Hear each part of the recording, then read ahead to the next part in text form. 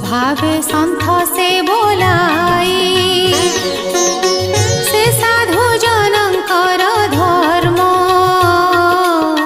माया वर्जित शुद्ध कर्म